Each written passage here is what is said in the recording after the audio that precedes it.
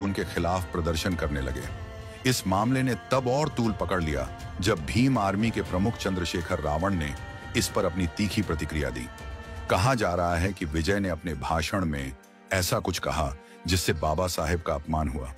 चंद्रशेखर रावण ने इस अफवाह को गंभीरता से लिया और अपने एक बयान में कहा, अगर कोई बाबा साहेब का अपमान करेगा तो हम उसे माफ नहीं करेंगे।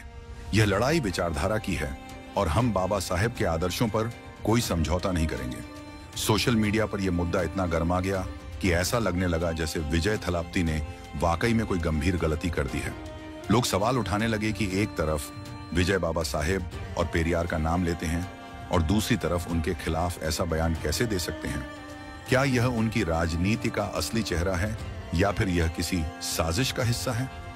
दोस्तों, यह विवाद इतनी तेजी से फैला कि विजय के लाखों समर्थकों तक भी पहुंच गया। लोग आशंकित हो गए कि क्या विजय ने वाकई ऐसा कुछ कहा है जो बाबा साहेब के सम्मान के खिलाफ हो। क्या विजय, जो हमेशा समाज सुधार की बातें करते हैं, उनके विचारों के विपरीत जा सकते हैं? लेकिन जब विजय का पूरा भाषण सामने आया तो सच्चाई कुछ और ही निकली। विजय ने न केवल बाबा साहेब अंबेडकर और पेरियार का सम्मान किया, बल्कि उनके विचारों को अपने राजनीतिक दर्शन का आधार बताया। विजय ने मंच से कहा था, बाबा साहेब अंबेडकर और पेरियार ने जिस सामाजिक क्रांति की शुरुआत की थी उसे पूरा करना मेरी जिम्मेदारी है। मैं उनकी विचारधारा पर चलकर इस देश में समानता और न्याय लाने की कोशिश करूंगा। ये सुनते ही सारा विवाद ठंडा पड़ गया। विजय ने अपने भाषण में साफ साफ कहा था कि उनकी राजनीति का उद्देश्य सत्ता हासिल करना नहीं, बल्कि समाज में न्याय और समानता की स्थापना करना है। लेकिन दोस्तों, सवाल यह उठता है कि फिर ये अफवाहें कहां से फैली?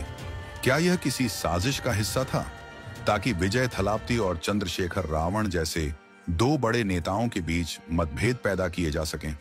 चंद्रशेखर रावण ने जब पूरा भाषण सुना तो उन्होंने विजय की मंशा को समझा और साफ कर दिया कि वह बाबा साहेब का अपमान किसी भी हाल में बर्दाश्त नहीं करेंगे।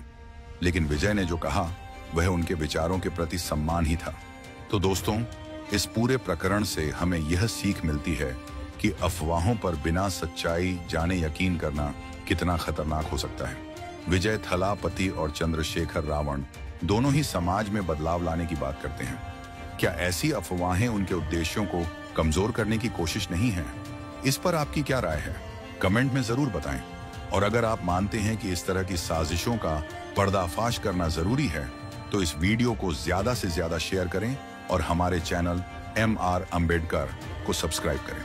हम आपके साथ सच्चाई और न्याय की इस लड़ाई में हमेशा खड़े रहेंगे। दोस्तों, तमिलनाडु का एक ऐसा नाम जिसे सुनते ही करोड़ों दिलों में जोश और उत्साह भर जाता है, विजय थलापति, जिनका असली नाम जोसेफ विजय चंद्रशेखर है। विजय का यह नाम सिर्फ सिनेमा तक सीमित नहीं है, बल्कि यह नाम एक आंदोलन, एक प्रेरणा बन चुका है।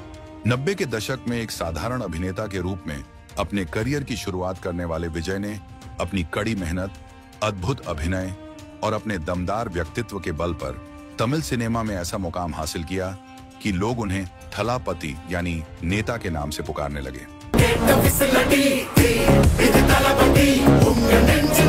लेकिन दोस्तों, विजय थलापति की कहानी सिर्फ फिल्मी पर्दे की चमक धमक तक सीमित नहीं रही। उनकी फिल्मों ने हमेशा समाज के अहम मुद्दों को छुआ है। भ्रष्टाचार, जातिवाद और अन्याय के खिलाफ उनकी फिल्मों ने आवाज उठाई। विजय के किरदार ने लाखों लोगों को यह एहसास दिलाया कि अगर आप में हिम्मत और सच्चाई है तो आप किसी भी अन्याय के खिलाफ खड़े हो सकते हैं। शायद यही वजह है कि तमिलनाडु में लोग उन्हें सिर्फ एक अभिनेता नहीं बल्कि एक मार्गदर्शक मानते हैं। लेकिन दोस्तों, विजय थलापति ने हाल ही में ऐसा कदम उठाया जो हर किसी के लिए चौंकाने वाला था। फिल्मों में समाज का चेहरा बदलने वाले विजय ने अब असल जिंदगी में राजनीति के मंच पर कदम रख दिया है। और यह कदम साधारण नहीं था। विजय ने मदुरई में एक ऐतिहासिक सभा आयोजित की जहां 10 लाख से अधिक लोग उनकी बात सुनने के लिए जुटे। यह सिर्फ एक राजनीतिक सभा नहीं थी, बल्कि एक नई क्रांति का संकेत थी। इस सभा में विजय ने जो बातें कहीं वह किसी भी साधारण राजनेता के भाषण जैसी नहीं थी। उन्होंने बाबा साहेब अंबेडकर और पेरियार की विचारधारा को अपनाने की बात की। विजय ने कहा कि उनकी राजनीति का मकसद सत्ता पाना नहीं बल्कि समाज में बदलाव लाना है। लेकिन दोस्तों, विजय के इस ऐलान ने जहां लाखों लोगों को प्रेरित किया, वहीं कुछ लोगों को यह बात रास नहीं आई। विजय ने मंच से साफ कहा, बाबा साहेब और पेरियार ने जिस सामाजिक क्रांति की नींव रखी थी, उसे पूरा करना मेरी जिम्मेदारी है। दोस्तों, जब एक सुपरस्टार ऐसा बयान देता है तो यह केवल एक बयान नहीं रह जाता, बल्कि एक आंदोलन का रूप ले लेता है।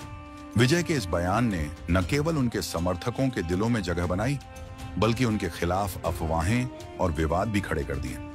दोस्तों, विजय थलापति का राजनीति में आना सिर्फ एक नई पार्टी बनाना नहीं है, बल्कि उनके इस कदम में एक गहरी सोच छिपी हुई है।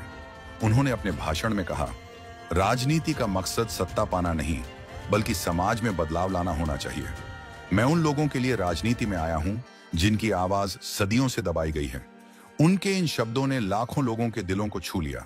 विजय ने साफ किया कि वह सिर्फ भाषण देने या वोट पाने के लिए राजनीति में नहीं आए हैं, बल्कि वह उन गरीबों, दलितों और पिछड़े वर्गों के अधिकारों के लिए लड़ना चाहते हैं जिनके साथ हमेशा अन्याय हुआ है।